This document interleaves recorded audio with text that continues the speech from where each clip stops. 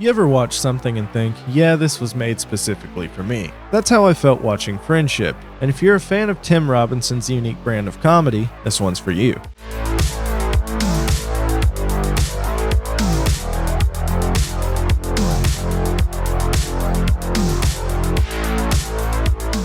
You all accepted me way too fast. You can't do that. You made me feel too free. People need rules. You should be dead, you psycho! Who are you? Give me a second chance. Get to know me.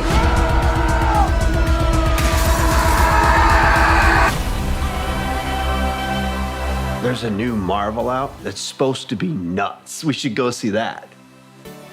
Hey everyone, welcome back to the channel. Today I'm talking about one of my most anticipated movies of the year, Friendship, the new A24 comedy directed by Andrew DeYoung and starring the chaotic king himself, Tim Robinson, alongside Paul Rudd. Let's get into it. So I'll say this up front, I'm a massive Tim Robinson fan. His absurdist cringe-heavy humor that dips into the surreal just hits every nerve in the best way. I've watched I Think You Should Leave more times than I can count, and if you're into shows like Tim and Eric or The Eric Andre Show, there's a good chance this movie will work for you too. That also means it's not for everyone. It walks that fine line between hilarious and totally alienating. I wouldn't be surprised if some people walked out of the theater stone-faced, but for me, it was exactly what I had hoped for. Before we dive into the plot, quick reminder, if you like these reviews, hit that like button and subscribe for more. And if you want to support the channel, I've got a Patreon where you can chip in just $1 a month to help me keep this going, or $5 a month if you want to request a review of your own. Links in the description. Friendship follows a lonely, socially awkward man played by Tim Robinson who becomes obsessed with befriending his charismatic new neighbor played by Paul Rudd. What starts as a well-meaning attempt to connect quickly spirals into a series of increasingly bizarre and uncomfortable encounters. As the boundary between friendliness and desperation blurs, their relationship begins to unravel in ways that are both hilarious and unexpectedly dark, threatening to derail both of their lives. Let's talk about the comedy because that's really the centerpiece here. The movie feels like an extended sketch show in the best way possible. It's a string of totally unhinged scenarios stitched together with Robinson's usual sense of chaos, and I was laughing from start to finish. It's got that A24 polish, but it never loses the raw manic energy that makes Robinson's comedy so distinct. Think mismatched energy levels, one guy spiraling while the other just barely reacts. That's the rhythm, and when it hits, it really hits. Performances are also pitch perfect. Robinson, as expected, nails the socially oblivious, desperate to be liked character he's known for, but Paul Rudd is the real surprise here. He leans into that middle-aged cool guy persona, and it bounces perfectly off of Robinson's chaotic energy. Their dynamic makes for some of the funniest moments in the movie. Now, if I had one criticism, and it's a small one, it's that the movie has a few slower stretches where the jokes let up. There were moments where I went 4 or 5 minutes without a real laugh, and in a comedy this weird, that can feel like a long time. But honestly, that's probably the best complaint I could have. I just wanted more. More sketches, more cringe, more of that energy. Friendship is niche, weird, and probably not for everyone. But if you're like me and you've been worshipping at the altar of I Think You Should Leave, this is a movie made in your image. The humor is loud, awkward, occasionally surreal, and always specific. I'm giving Friendship a 4.5 out of 5. It's not perfect, but it gave me everything I wanted and more. I'd happily spend another hour in this ridiculous world. If you enjoyed this review, don't forget to like and subscribe. It really helps the channel grow.